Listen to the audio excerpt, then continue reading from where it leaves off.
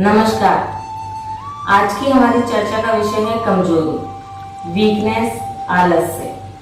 आजकल हम सभी को ये शिकायत रहती है कि जब हम सुबह उठते हैं तो फ्रेश फील नहीं करते। हम लोगों को थकान फील होती है, आलस्य आता है, किसी काम को करने में मन नहीं लगता, पूरा दिन ऐसे ही चला जाता है, हमारा कोई काम भी नहीं हो पाता और मूड भी चिड़चिड़ा रहता है, तरोताजा नहीं रहता। तो आज के सेशन में हम बात करेंगे इस वीकनेस को कैसे दूर करें, कौन से आसन प्राणायाम करें, क्या आराम सावधानियां रखें जिनसे कि हम आलस्य से बच सकते हैं और अपनी वीकनेस को दूर कर सकते हैं। सबसे पहले समझने की जरूरत है कि कौन सी वीकनेस। हम अपने आलस्य को भी वीकनेस का नाम देते हैं। अगर हमें किसी काम को करने में आलस आ रहा है या हम उठना ही नहीं चाहते काम करने के लिए, तो हम यही कहते हैं कि हमें वीकनेस फील हो रही है, कमजोरी फील हो रही है। और अगर बीमारी है, बीमारी से ठीक होने के बाद भी कई लोगों को कमजोरी फील होती है। अगर हम बीमार हैं तो भी शरीर कमजोर ही रहेगा, तो भी वीकनेस होती है। तो पहले समझना जरूरी है कि कौन सी वीकनेस। अगर हम बीमार हैं तो बीमारी के दौरान तो रेस्ट करना जरूरी होता है। अपनी डाइट पे ध्यान दें, अपनी बीमारी को दूर करने पे ध्यान दें। उसके बाद आप योगासनों का अभ्यास करें जिससे कि जो बीमारी के दौरान आपको कमजोरी आई है वो दूर हो जाए। और अगर इसके अलावा हम अपने जो वीकनेस है, आलस्य को जो वीकनेस का नाम दे रहे हैं, अगर हमें वो आलस्य वाली वीकनेस है तो उसको दूर करने के लिए कुछ आसन प्राणायाम आज के सेशन में बताए जाएंगे। अगर आप ये नियमित अभ्यास करेंगे इन आसनों का तो आपका पूरा दिन ऊर्जा से भरा हुआ रहेगा, पूरा दिन आप फ्रेश फील करेंगे। महिलाओं में भी वीकनेस देखने में आती है क्योंकि महिलाओं को मासिक धर्म के दौरान जब हर महीने शरीर से ब्लड का निष्कासन होता है तो शरीर अंदर से कमजोर हो जाता है। इसके लिए महिलाएं भी आसन प्राणायाम करें और अपनी डाइट का पूरा ध्यान रखें, क्योंकि अगर आप आसन प्राणायाम का नियमित अभ्यास करेंगे और अपने खान पान पे ध्यान देंगे तो हर महीने होने वाले मासिक धर्म के दौरान जो ब्लड का निष्कासन होता है उसकी वजह से भी आपको कमजोरी फील नहीं होगी और उस दौरान होने वाली समस्याओं से भी आप निजात पा सकते हैं। जब हमें वीकनेस या कमजोरी फील होती है तो इसे दूर करने के लिए एक सिंपल सा तरीका कह सकते हैं, एक सिंपल सा लॉजिक होता है कि अगर हम अपने शरीर का ऑक्सीजन लेवल बढ़ा दें तो हमारे शरीर से थकान, वीकनेस, कमजोरी, आलस ये दूर हो जाएंगे। तो उसी ऑक्सीजन लेवल को बढ़ाने के लिए हम कुछ आसन करेंगे और कुछ प्राणायाम करेंगे। तो सबसे पहले बात करते हैं कि हमें वीकनेस फील क्यों होती है। सबसे पहला कारण ये लाइफस्टाइल का है, क्योंकि हम रात को लेट सोते हैं, सुबह लेट उठते हैं, इससे हमारा पूरा दिन का रूटीन गलत हो जाता है। हमें रात को समय पे सोना चाहिए, सुबह जल्दी उठना चाहिए और योग अभ्यास प्राणायाम करना चाहिए जिससे हमारा पूरा दिन तरोताजा रहे और हमें थकान फील नहीं हो। लो हीमोग्लोबिन, अगर खून की कमी है तो भी शरीर में थकान फील होती है। अगर खाना पचने में दिक्कत आती है या खाना नहीं पचता है ढंग से तो भी शरीर में थकान फील होती है। बॉडी में अगर पानी की कमी है, अगर हम पानी सही मात्रा में नहीं ले रहे हैं तो भी हमें थकान फील होती है। अगर नींद पूरी नहीं होती है तो भी थकान होती है। शरीर में पोषक तत्वों की कमी का होना ये भी थकान का एक कारण है। शरीर का वजन जरूरत से ज्यादा कम होना ये भी एक थकान का कारण है। ये कुछ कारण हैं जिनकी वजह से शरीर में थकान, आलस का फील होता है आपको। इसके अलावा और भी बहुत कुछ कारण होते हैं, वो अलग अलग लोगों के हिसाब से अलग अलग होते हैं। ये कुछ मेन कारण हैं जो मैंने आपको भी बताए हैं।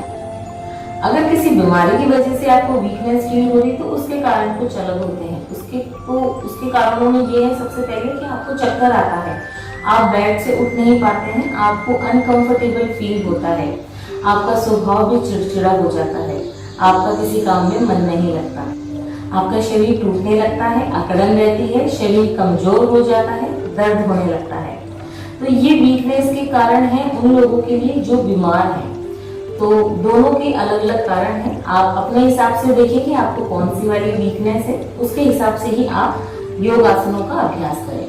अगर आपको बीमारी की वजह से वीकनेस है तो आपका रेस्ट करना बहुत जरूरी है और अपनी डाइट पे ध्यान देना बहुत जरूरी है। जब आप बीमारी से ठीक हो जाएं उसके बाद आप सूक्ष्म व्यायाम कर सकते हैं और उसके साथ प्राणायाम कर सकते हैं। जब आप पूर्ण रूप से स्वस्थ हो जाएं उसके बाद भी आलस बना रहे तो जो योग आसनों का अभ्यास मैं आज बता रही हूँ, आप उनका नियमित अभ्यास करें और अपने आलस्य को दूर करें। तो सबसे पहले इस सीरीज में हम बात करते हैं कुछ आसनों की जो हमें खड़े होकर करने हैं। सबसे पहले हम कुछ सूक्ष्म व्यायाम करेंगे जो आप मेरे सूक्ष्म व्यायाम के योगी वार्म अप की वीडियो में जाके देख सकते हैं। सबसे पहले अपने योग अभ्यास की शुरुआत आप योगी वार्म अप से करें। उसमें हल्के फुल्के जॉइंट से रिलेटेड है, कुछ जॉगिंग जंपिंग से रिलेटेड है, वो करें। उसके बाद आप अपने नियमित योग अभ्यास के लिए करें।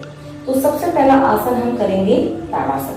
ताड़ासन के लिए सीधे खड़े होना है, दोनों हाथों को शोल्डर लेवल पे खोलें, हथेलियां ऊपर की तरफ करें और धीरे धीरे हाथों को मिला के फिंगर्स को इंटरलॉक करें और हाथ ऊपर करें। एड़ियां ऊपर करनी है श्वास लेते समय, करके देखते हैं। श्वास लें और एड़ियों को ऊपर करें।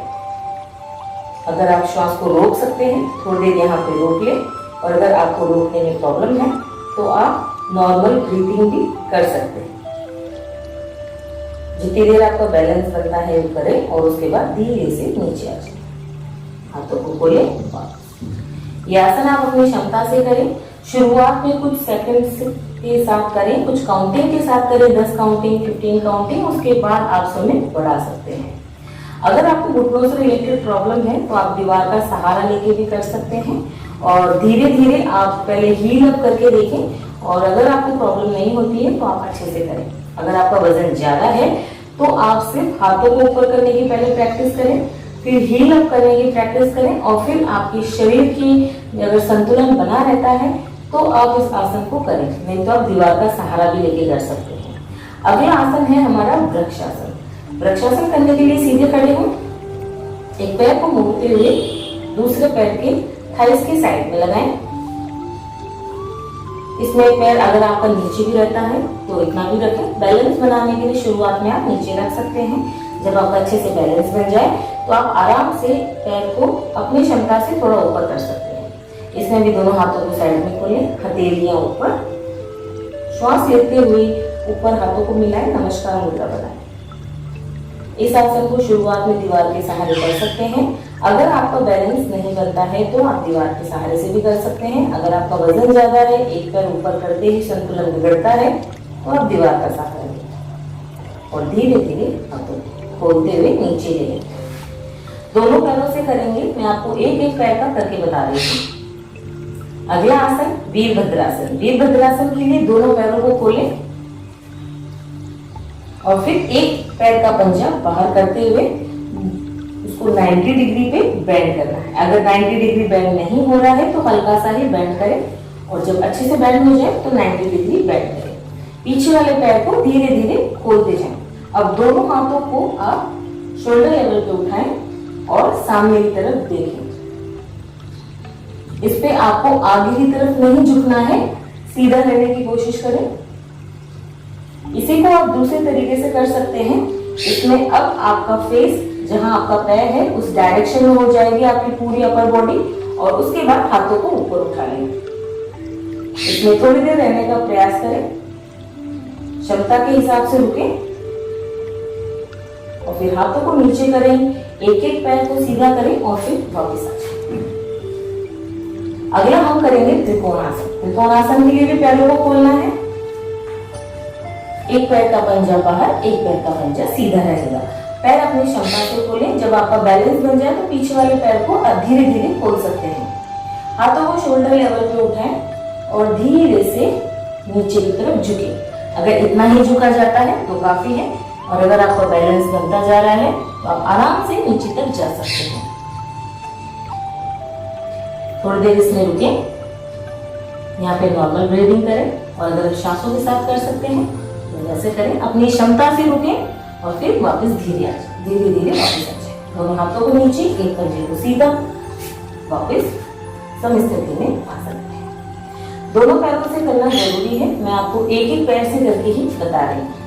थकान को दूर करने के लिए, आलस्य को दूर भगाने के लिए सूर्य नमस्कार भी किया जाता है। सूर्य नमस्कार का वीडियो आप मेरे चैनल पे जाके देख सकते हैं। वहां पे आपको सूर्य नमस्कार बिगनर के हिसाब से भी देखने को मिलेगा कि शुरुआत में हम सूर्य नमस्कार कैसे करें और धीरे धीरे जब परफेक्ट हो जाए तो श्वासों के साथ कैसे करें। इसके बाद हम कुछ आसन करेंगे जो हमें बैठ के करने हैं। बैठ के करने वाले आसनों में सबसे पहले करेंगे हम उष्ट्रासन। उष्ट्रासन के लिए घुटनों के बल खड़े हो जाएं, पैरों में थोड़ा सा गैप करें जितने आपकी हिप्स की चौड़ाई है, और उसके बाद पंजे आप पीछे खड़े भी रख सकते हैं या नीचे से लेटा के भी रख सकते हैं। पंजों को खड़ा किया, दोनों हाथ कमर पे, और धीरे धीरे पीछे अपनी क्षमता के हिसाब से पीछे हो, जितनी देर रुक सकते हैं रुकें और वापस सामने आ जाए। श्वासों के साथ करना चाहें तो श्वास लेते हुए पीछे जाएंगे, थोड़ी देर श्वास को रोकेंगे और श्वास छोड़ते हुए वापस आगे आना है। करके देखते हैं।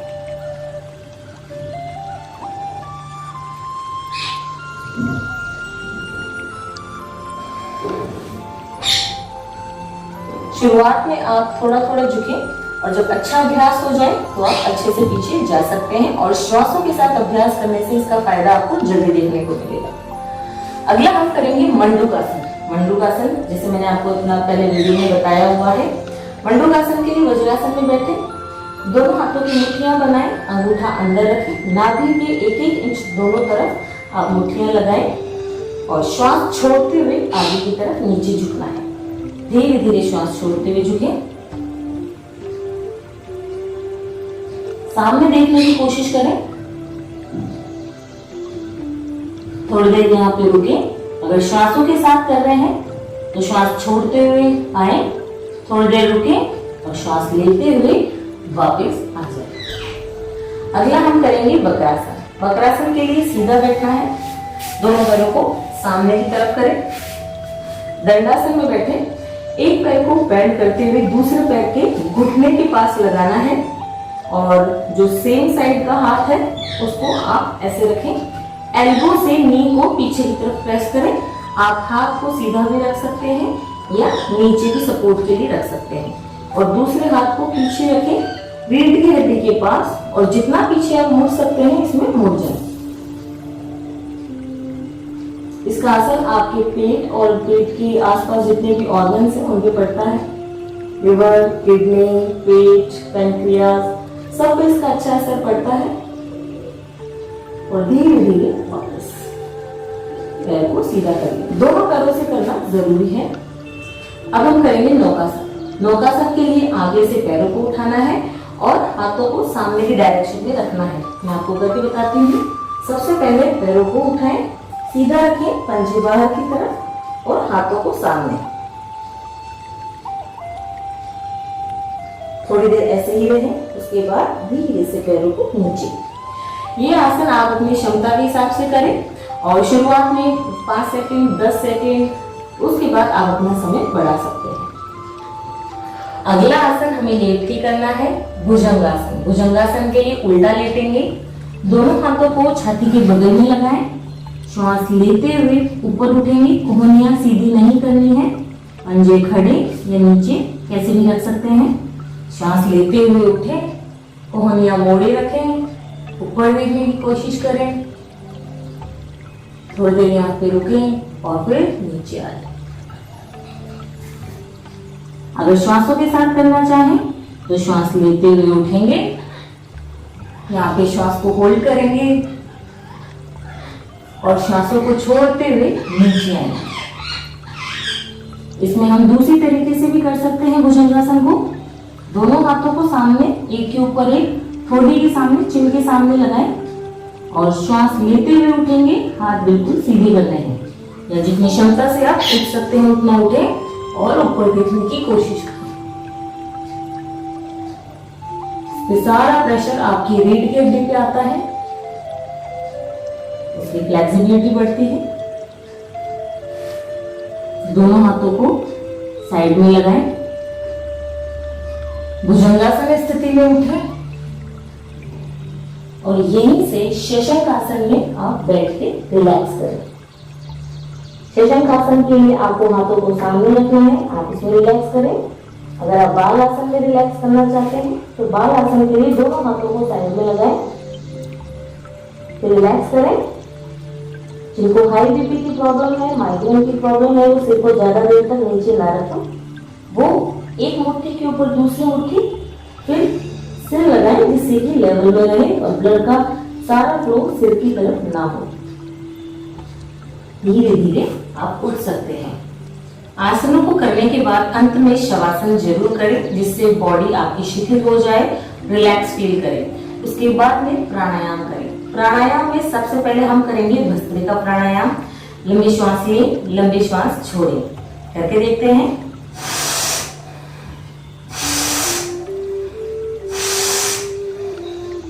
शुरुआत 5 मिनट से कर सकते हैं और उसके बाद अपनी क्षमता से इसका समय बढ़ा सकते हैं। अगला है कपालभाति प्राणायाम। सीधा बैठे। कपालभाति प्राणायाम में आपको स्ट्रोक लेते हुए श्वास को नाक से बाहर छोड़ना है, पेट को अंदर खींचना है, करके देखते हैं।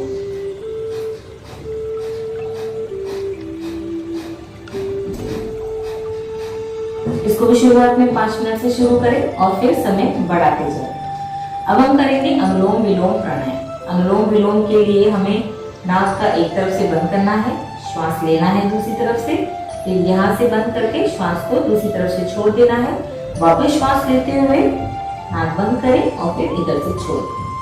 इस तरह से आप इसको शुरू कर सकते हैं। शुरुआत में 10 मिनट से इसकी कम से कम शुरुआत करें और उसके बाद आप 15 मिनट 20 मिनट तक भी इस प्राणायाम को कर सकते हैं। इसके बहुत अच्छे फायदे देखने में आते हैं, क्योंकि इससे पूरे शरीर में, हमारी नाड़ियों में, नस में ब्लड का सर्कुलेशन अच्छा हो जाता है, क्योंकि प्राणवायु पूरे शरीर में अच्छे से चली जाती है। अब हम करेंगे भ्रामरी प्राणायाम। भ्रामरी प्राणायाम के लिए दोनों कानों को बंद करें उंगलियों से। उसके बाद लंबा गहरा श्वास लेते हुए भ्रामरी का साउंड करेंगे, करके देखते हैं।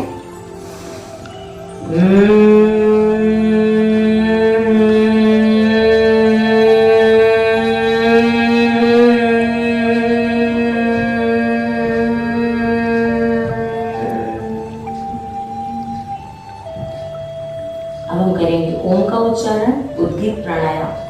सीधा बैठे, कमर हमेशा सीधी रखें। प्राणायाम के दौरान लंबा गहरा श्वास लेते हुए ओम का उच्चारण करें, करके देखते हैं। तो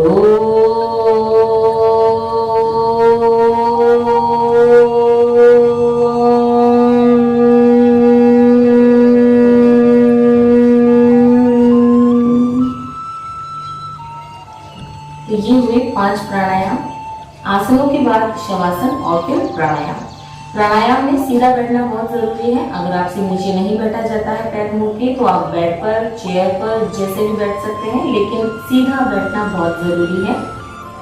वीकनेस हमारे पूरे शरीर में होती है, शरीर के किसी एक अंग में नहीं होती। तो इसके लिए हमें पूरे शरीर के एक्यूप्रेशर पॉइंट्स को एक्टिवेट करना बहुत जरूरी है। इसके लिए हमें कम से कम एक दिन में 100 बार ताली बजानी चाहिए। हम दोनों हाथों को अच्छे से मिला के ताली बजाएं। 100 बार सुबह बजा सकते हैं, 100 बार शाम को, क्योंकि सभी एक्यूप्रेशर के पॉइंट अधिकतर हमारे हाथों पे, हथेलियों पे होते हैं। अगर हम ताली बजाते हैं तो उस गर्माहट से वो एक्यूप्रेशर पॉइंट पे प्रेशर पड़ता है और उससे रिलेटेड जो भी हमारा ऑर्गन होता है वहां पे इसका अच्छा रिजल्ट देखने में आता है और अच्छा इफेक्ट उस पर पड़ता है। एक्यूप्रेशर के पॉइंट के बाद अब हम बात करते हैं कि अपने डाइट में हम क्या ऐसा शामिल करें जिससे हमारी वीकनेस दूर हो जाए। अगर आप बीमारी की वजह से वीकनेस है, अगर आपको बीमारी की वजह से कमजोरी है, तो आप प्रोटीन से रिलेटेड डाइट लें और थोड़ा सा हनी मिल्क लें। जैसे कि दूध में हनी मिलाया, थोड़ा सा गुनगुना गर्म करके उसमें हनी मिलाकर भी आप ले सकते हैं। इससे भी आपकी इम्यूनिटी स्ट्रांग होती है। इसके अलावा आप स्प्राउट ले सकते हैं, इससे भी आपको प्रोटीन अच्छा मिलेगा। अपने भोजन में हरी पत्तेदार सब्जियां शामिल करें, जूस लें, सूप लें और इसके अलावा पानी की कमी शरीर में ना होने दें। अगर महिलाओं को कमजोरी होती है, अगर महिलाओं को मासिक धर्म के दौरान जो ब्लड का निष्कासन होता है उसकी वजह से अंदरूनी कमजोरी आती है, तो महिलाओं को शतावरी का चूर्ण लेना बहुत फायदेमंद रहेगा। शतावरी का चूर्ण वो दूध के साथ भी ले सकते हैं या अपने हिसाब से देख सकते हैं। किसी अच्छे वैद्य से आप संपर्क करें और उनसे सलाह लेके आप शतावरी का चूर्ण जरूर शुरू करें। अगर पुरुषों में कमजोरी फील होती है तो वे अश्वगंधा का सेवन करें। अश्वगंधा का भी वह अपने किसी अच्छे वैद्य से पूछ कर लें कितनी मात्रा में लेनी चाहिए, कैसे लेना चाहिए, वे अच्छे से आपको बताएंगे। इसके अलावा आप गिलोय भी ले सकते हैं। गिलोय को अपने डेली रूटीन में जरूर शामिल करें, ये आपकी इम्यूनिटी को बढ़ाता है।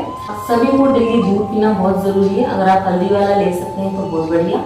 खाने के बाद माताएं बहनें अधिकतर होता है कि दूध नहीं लेती है महिलाएं और इनकी वजह से कमजोरी आती है हड्डियों में और काम करने में भी दिक्कत होती है, वीकनेस फील होती है।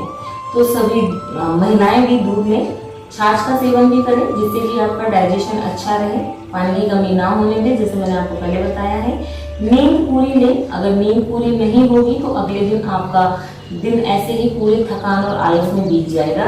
तो नींद पूरी लेना बहुत जरूरी है। रोज योग अभ्यास, प्राणायाम से इनका नियमित अभ्यास करें जिससे कि आपका पूरा दिन तरोताजा रहे, आपका मूड चिड़चिड़ा नहीं रहेगा, थकान नहीं रहेगी, तनाव नहीं रहेगा और किसी तरह का कोई स्ट्रेस डिप्रेशन आपको नहीं रहेगा। जंक फूड का सेवन ना करें, ज्यादा ऑयली, स्पाइसी, तीखा, चटपटा, मसालेदार और ज्यादा मीठा ऐसे भोजन से दूरी बनाए रखें। तो आज के इस चैनल के इस सेशन में बस इतना ही। नमस्कार।